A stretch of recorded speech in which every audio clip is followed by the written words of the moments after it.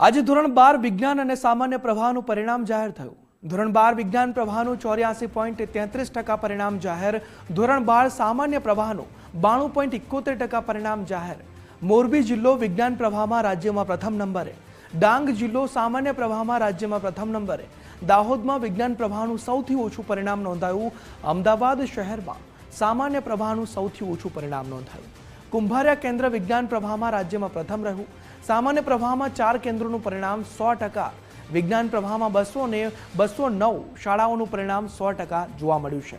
तो सामान्य प्रवाह की बात करिए तो 2030 शालाओं परिणाम 100% रह्युं। विज्ञान प्रवाह में 22 एवी शालाओं हती जेनुं परिणाम नबळुं आव्युं छे। सामान्य प्रवाह में 13 शालाओं परिणाम खूब ओछुं आव्युं छे। सामान्य प्रवाह में विद्यार्थिनीओए फरी एकवार अहीं बाजी मारी छे। विद्यार्थिनीओनुं परिणाम 95.31% नोंधायुं छे। गुजराती माध्यम करता अंग्रेजी माध्यमनुं परिणाम ऊंचुं आव्युं छे। ग्रुप ए ना विद्यार्थीओए विज्ञान में उत्कृष्ट देखाव कर्यो। લીંબડી केन्द्रनुं विज्ञान प्रवाह में सौथी ओछुं परिणाम आव्युं छे। कारट केन्द्रनुं सामान्य प्रवाह में सौथी ओछुं परिणाम आव्युं छे। ધોરણ 12 વિજ્ઞાન પ્રવાહનું પરિણામ 84.33% છે, જેમાંથી વિદ્યાર્થીઓનું પરિણામ 84.04% છે, જ્યારે વિદ્યાર્થિનીઓનું પરિણામ 84.65% છે। માધ્યમની વાત કરીએ તો ગુજરાતી માધ્યમનું પરિણામ 84.32% છે અને અંગ્રેજી માધ્યમનું પરિણામ 85.13% છે। જિલ્લાની દ્રષ્ટિએ મોરબી જિલ્લો 94.85% પરિણામ સાથે રાજ્યમાં પ્રથમ ક્રમે રહે છે। દાહોદ જિલ્લો 57.44% પરિણામ સાથે અંતિમ ક્રમે રહે છે।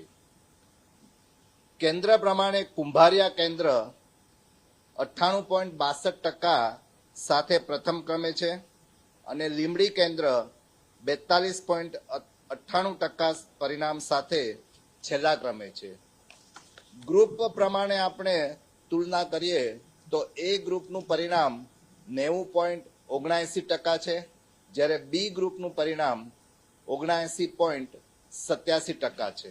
ધોરણ 12 સામાન્ય પ્રવાહનું પરિણામ 92.71% છે, જેમાં વિદ્યાર્થીઓનું પરિણામ 90.10% છે, જ્યારે વિદ્યાર્થીઓનું પરિણામ 95.41% છે। જિલ્લા પ્રમાણે ડાંગ જિલ્લો 97.88% પરિણામ સાથે પ્રથમ ક્રમે રહે છે। અમદાવાદ શહેર 87.10% પરિણામ સાથે છેલ્લા ક્રમે રહે છે। તળાવ, કોટલા, કાંગવાઈ અને પ્રશ્નાવાળા કેન્દ્ર 100% પરિણામ સાથે પ્રથમ ક્રમે છે, જ્યારે કારટ કેન્દ્ર 64.88% પરિણામ સાથે છેલ્લા ક્રમે છે। મિત્રો, આ પરીક્ષાથી પરિણામ સુધીની સફળ કામગીરી બદલ બોર્ડ સહિત સહભાગી થયેલ તમામ અધિકારીઓ અને કર્મચારીઓને આભાર સાથે અભિનંદન પાઠવું છું।